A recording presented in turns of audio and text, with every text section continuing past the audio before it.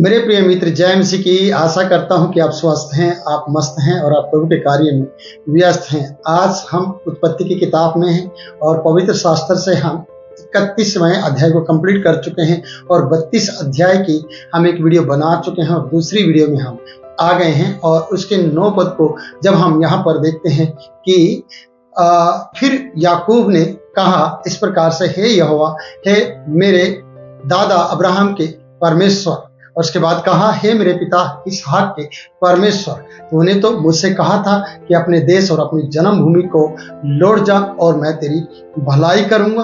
प्रियो, मैं इस प्रकार से कहना चाहता हूँ कि आज याकूब पहली बार परमेश्वर से प्रार्थना कर रहा है और इस प्रार्थना के अंदर वो अपने दादाजी को याद करता है और वो अपने पिताजी को याद करता है और साथ में वो प्रार्थना करता है। और वो इसलिए प्रार्थना करता है क्योंकि उसके सामने यह एसाव है और एसाव इसे लग रहा है कि इसे मारने के लिए आ रहा है और वो अपना बदला लेने के लिए आ रहा है। और पीछे इसने लाबान से पीछा छुड़वाया है, लाबान से ये बचा है और अब इसके सामने एक बड़ा खतरा है, वो खतरा है एसाव। इसलिए ये प्रार्थना कर रहा है। प्रियो, क्या कभी आप उस वक्त प्रार्थना करते हैं जब आप संकट में पड़ते हैं, जब आपको डर लगता है, जब आप परेशान हो जाते हैं, तभी ही आप प्रार्थना करते हैं? क्या वो प्रार्थना करने का सही समय है? पर प्रियो, याकूब पहली बार प्रार्थना करते हुए देखा गया है और इस प्रार्थना के अंदर उसने अपने बुजुर्गों को भी याद किया है और अपने बुजुर्गों को उदाहरण लिया है कि तू उसका भी परमेश्वर है, मेरे दादा का, तू मेरे पिता का भी परमेश्वर है। और आज मैं तुझसे प्रार्थना करता हूं, तूने कहा था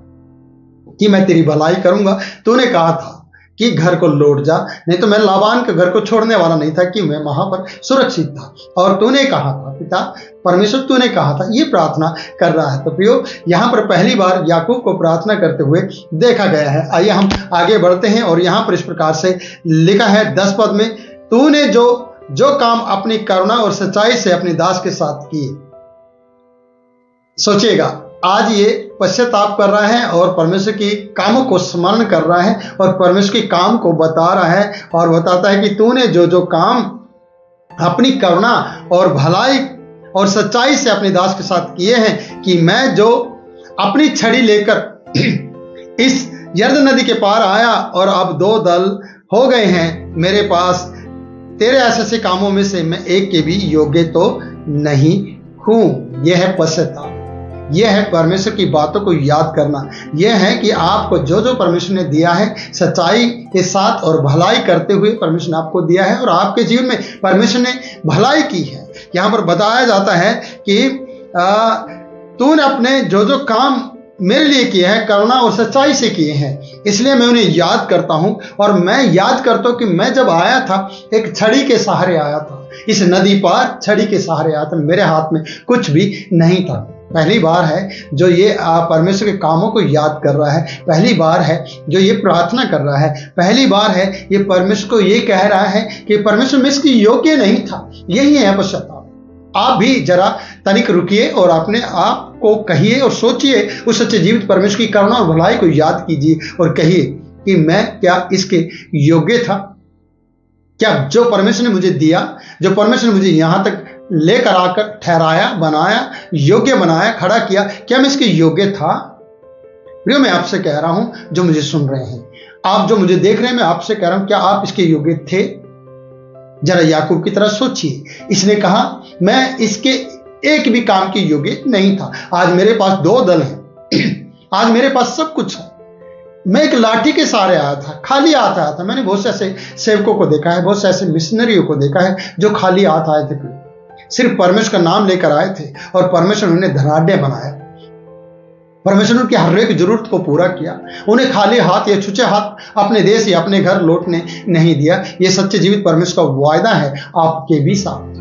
इसलिए जो वायदा करता है वो वायदे को निभाना भी जानता है। जिसने आपको दर्शन दिया, जिसने आपको बुलाहट दी, जिसने आपको बुलाया, वो आपको छुचे हाथ क्यों जाने देगा? क्योंकि वो सच्चा जीवित परमेश्वर है। पर हमारा डर, हमारी गलतियां, हमारे पाप हमें परमेश्वर से दूर कर देते हैं और हमारे विचार हमें डर में ले आते हैं और हमारी योजना को और परमेश्वर की योजना को असफल कर देते हैं। क्योंकि परमेश्वर की योजना है आपके प्रति कुछ अलग करने के लिए, लेकिन आप क्या करते हैं? सोच के कारण से, विचार बदलने के कारण से आपने परमेश्वर की योजना को फेल कर दिया है। इसलिए प्रियो, आप प्लान करते हैं, योजना बनाते होंगे, लेकिन सफलता परमेश्वर देता है और परमेश्वर इसकी योजना में सफलता देना चाहता है। पर इसने भाई के डर के मारे से सब दलों को, झुंड को अलग अलग कर दिया है। ये 2 दल इसने बना लिए हैं। इसलिए पहली बार ये प्रार्थना करते हुए नजर आता है। ये पहली बार परमेश्वर से विनती कर रहा है और पहली बार ये पश्चाताप करके ये कह रहा है कि मैं इसके योग्य नहीं था जो तूने मुझे दिया है। और ये कह रहा है कि मैं अकेला आया था, एक लाठी के सहारे आया था और लाठी ही मेरे हाथ में। आपको पता है जब मूसा डर के मारे भागा जाता था, उसके हाथ में एक लाठी थी और लाठी के बल पे वो जंगल में भटक रहा था और वहां पर वो कुएं पर गया और सिपोरा से उसकी मुलाकात हुई और वहां पर उसे पनाह मिली और एक जीवन साथी मिला और सिपोरा से उसकी शादी हुई। जब परमेश्वर ने उसे दर्शन दिया, जब डरा हुआ था, परमेश्वर ने उसे दर्शन देकर कहा तेरे हाथ में क्या है? मैं अब्राहम का परमेश्वर, मैं इसहाक का परमेश्वर हूं, मैं याकूब का परमेश्वर हूं। जो ये याकूब डरा हुआ है उस मूसा को उसने कहा था। उसके हाथ में एक लाठी थी और लाठी जब उसके हाथ में थी वो डरा हुआ था और परमेश्वर ने कहा तेरे हाथ में क्या है? लाठी है। उसने कहा इसे फेंक दे, वो सांप बन गया। अब जानते हैं कि उस लाठी में परमेश्वर ने चमत्कारों को भर दिया था। उस लाठी के सहारे वो इजरायलियों को मिस्र की गुलामी से बाहर ले आया था क्योंकि परमेश्वर ने उसे दर्शन दिया था। कई बार उसने शक किया परमेश्वर की बातों पर, कई बार उसने कहा परमेश्वर तूने ये क्या किया? परमेश्वर ने कहा अब तू देखेगा। निर्गमन की किताब में हम पढ़ते हैं क्या देखना है, क्योंकि परमेश्वर चमत्कार करेगा। यहां पर भी प्रियो परमेश्वर एक बड़ा चमत्कार करना चाहता है, पर पहले आप पश्चाताप करें, पहले आप परमेश्वर के कार्य को याद करें और कहें क्या मैं इसके योग्य था जो तूने मुझे इतना सब कुछ दिया?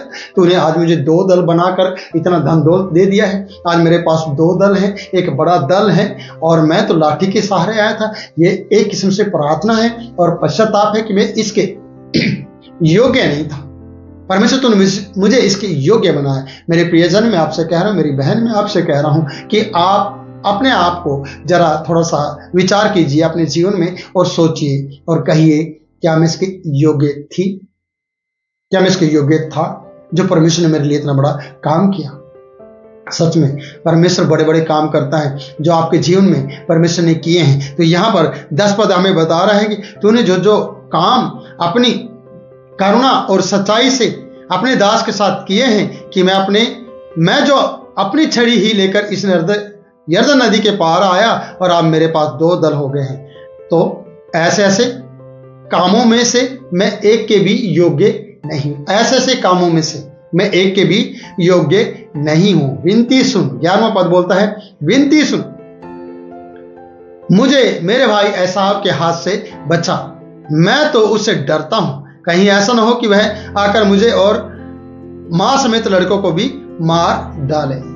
विनती सुन, पहली बार प्रार्थना कर रहा है प्रियो भाई के डर के मारे। प्रियो मैं आपसे कहूंगा डर के मारे प्रार्थना ना कीजिए। कोई आपको तंग कर रहा है तब प्रार्थना न कीजिए। आप उससे पहले परमेश्वर पर विश्वास कीजिए और प्रार्थना कीजिए और डर आपको लगेगा ही नहीं, डर आपकी जिंदगी में आएगा ही नहीं। अगर आप सही तरीके से सच्चाई के रास्ते पर चल रहे हैं तो डर आपको कभी भी डराएगा नहीं और आपको खत्म नहीं कर सकता है। मैं ये आपको भरोसा दिलाता हूं, मैं ये कहता हूं कि परमेश्वर है जो आपके साथ है, जीवन के अंत तक आपके साथ रहेगा। इसलिए कहते यहाँ पर वचन बता रहा है कि विनती सुन, मुझे मेरे भाई एसाव के हाथ से बचा, मैं तुझसे डरता हूं। क्या सचमुच में याकूब डरता था उससे? नहीं प्रियो, वो डरता नहीं था। डरने वाला व्यक्ति क्या भाई के अधिकार को खरीद सकता है? ये भाई के आशीर्वाद को चुरा सकता है? नहीं, डरने वाला ये काम करेगा ही नहीं। पर जो डरता नहीं हो, जो चालाक हो और जो कहता है देखा जाएगा जो होगा, वो ऐसे काम करता है जो याकूब ने किया। याकूब लाबान के घर से भागा, क्या वो डरा हुआ था? नहीं, पर परमेश्वर की बातों को माना और आगे बढ़ा और अब परमेश्वर से प्रार्थना कर रहा है, परमेश्वर इसका साथ देगा। जब जब आप परमेश्वर से प्रार्थना करेंगे तो परमेश्वर आपका साथ देगा। इसलिए हम आगे पढ़ते हैं। वहां लिखा इस प्रकार से कि जब इसने बताया कि कहीं वो मेरे जानवरों को, मेरे गधे बैलों को, मेरे समेत मेरे पत्नियों को और मेरे बाल बच्चों को मार ना दे, इसलिए परमेश्वर मेरी विनती सुन। तो मैं कहूंगा कि आप ऐसे समय में प्रार्थना करें, अच्छी बात है, पर उससे पहले करें तो ये समय आपके पास आएगा ही नहीं। तो आगे बढ़ते हैं। आगे 12वां पद है, तूने तो कहा है कि मैं निश्चय तेरी भलाई करूंगा। परमेश्वर को याद दिला रहे, तूने कहा है मैं निश्चय तेरी भलाई करूंगा। फिर से ये बात आई है जो उसने पहले भी कही है कि तू ने जो ये काम किया करुणा और सच्चाई से किया है। और तूने तो कहा था कि मैं निश्चय तेरी भलाई करूंगा, तेरे वंश को समुद्र के भालू के किणकों के समान बहुत करूंगा, जो बहुतायत के द्वारा गिने नहीं जा सकते हैं। जैसे कि अब्राहम से परमेश्वर ने कहा था, फिर इसहाक से परमेश्वर ने कहा था, और याकूब से भी परमेश्वर ने कहा था। और याकूब परमेश्वर को याद दिला रहा है कि तूने तो संतानों को बढ़ाने का वादा किया था और बालू के किनकों के समान अनगिनत करने का वादा किया था। तेरे वायदे और तेरी वाचा कहाँ है परमेश्वर, मुझे बचा। क्योंकि डर के मारे उतावली में की गई प्रार्थनाएं शायद बहुत कुछ याद दिला देती हैं, पिछली बातों को याद दिलाती हैं। प्रियो, मैं आपसे कहना चाहता हूं, दुख ना आए आपके ऊपर, इसलिए प्रार्थना करो। और दुख जब आ जाए तो परमेश्वर के वायदे को याद करो और परमेश्वर से कहो, क्या परमेश्वर तूने कहा था कि मैं तेरी भलाई करूंगा। तो सचमुच में परमेश्वर भलाई करना जानता है और भलाई करता है। परमेश्वर पीछे नहीं गया है, परमेश्वर इसका साथ नहीं छोड़ा है, पर इसने अपनी सोच और समझ के अनुसार दो दल बनाए हैं। इसने अपनी सोच और समझ के अनुसार अपने अंदर डर को उत्पन्न किया है, अपनी सोच के अनुसार। ये एक ऐसा संदेश सुन बैठा है कि तेरा भाई तुझसे मिलने आ रहा है 400 लोगों के साथ, तो ये डर गया है, ये संकट में पड़ गया है। क्यों? ये संदेश सही है गलत है, आपने इस पर विचार ही नहीं किया। इस संदेश को परमेश्वर के सामने ले जाते। जब हिजकिय्याह राजा परमेश्वर के सामने, जो सन्हेरीब ने उसे चिट्ठी और पत्र लिखा था, उसने परमेश्वर के सामने बिछा दिया था, ओपन कर दिया था। मैं आपसे भी कहना चाहता हूं कि क्या आप अपनी प्रार्थना विषयों को परमेश्वर के सामने बिछाते हैं और अपने आप को परमेश्वर के सामने लिटाते हैं, और या नहीं लिटाते हैं। लिटाने का मतलब आप अपने आप को फैला दें परमेश्वर के सामने, परमेश्वर उसे समेटेगा और परमेश्वर उसके बारे में कार्य करना शुरू कर देगा। तो यहाँ पर लिखा है कि वो याद दिला रहा है कि तूने कहा था, निश्चय मैं तेरी भलाई करना करूंगा और तेरे वंश को बढ़ाऊंगा बालू के किनकों के समान, और जो बहुतायत से गिने नहीं जाएंगे। सच है प्रभु, परमेश्वर का वचन सच्चा है। वो ऐसे अद्भुत कार्य करता है जिसके कारण से आपके जीवन में इतनी आशीषें आएंगी कि लोग गिन नहीं पाएंगे। मैंने ऐसे बहुत से लोगों को देखा है, बहुत से विश्वासियों को देखा है जो कुछ भी नहीं थे, जिनको परमेश्वर ने बहुत कुछ दिया और सब कुछ दे दिया अपने पुत्र के द्वारा उनके जीवन में, क्योंकि उसने जगत से प्रेम किया तो अपने पुत्र देकर सब कुछ दे दिया। प्रियो, क्या आप इस बात पर विचार नहीं करते? क्या आप गंभीर नहीं होते कि यीशु ने, परमेश्वर ने हमारे लिए रखा ही क्या है? सब कुछ तो उसने हमारे लिए दिया है। यीशु को दिया है, यीशु को दिया है, इकलौते पुत्र को दिया है, आपके लिए, मेरे लिए, हम सब के लिए। फिर हम इस पर भरोसा करना चाहिए। हमें कभी भी उसका विश्वासघात नहीं करना चाहिए, हमें कभी भी पीछे मुड़कर नहीं देखना चाहिए। हमें सच्चे दिल से सच्चे जीवित परमेश्वर के पुत्र यीशु मसीह पर विश्वास करना है, क्योंकि यीशु ने कहा है, मैं तुम्हें अनाथ नहीं छोड़ूंगा, मैं तुम्हें अकेला नहीं छोड़ूंगा, मैं तुम्हारे साथ रहूंगा, मैं तुम्हारे लिए एक सहायक भेजूंगा, जो पवित्र आत्मा आज हमारी मदद करता है। इसलिए पवित्र आत्मा की गाइडलाइन में रहिएगा और पवित्र आत्मा आपकी मदद करे कि किसी भी संदेश को सुनकर तुरंत एक्शन ना ले, तुरंत उस पर विचार विमर्श ना करें, सीधा परमेश्वर के सामने जाए और घुटने टेके और प्रार्थना करे, और परमेश्वर आपकी मदद करेगा। कोई भी गड़बड़ आपके साथ होने नहीं देगा। अभी तक परमेश्वर चुप है, अभी तक परमेश्वर ने कुछ नहीं कहा है, लेकिन इसके गलत आइडियाज, सोच विचार और मृत्यु का डर और बाल बच्चों की हानि और गाय भैंस की हानि का डर इसे सब बातें करने पर मजबूर कर रहा है। प्रार्थना कर रहा है, ये अच्छी बात है, लेकिन ये सब डिवाइड करता जा रहा है, ये अच्छी बात नहीं है। क्योंकि परमेश्वर की वाणी सुनने के लिए थानी रुक जाइएगा और घुटने टेक लीजिएगा, तो प्रभु आपकी मदद करेगा। ये 14 मिनट आपकी जिंदगी में आशीष का कारण बने। प्रभु आपको बहुतायत से आशीष दे। फिर मिलूंगा नई वीडियो में नई बात के साथ। तब तक के लिए मैं आपसे इजाजत चाहता हूँ। इस वीडियो को लाइक करें, शेयर करें और हमारे चैनल को सब्सक्राइब करें। God bless you.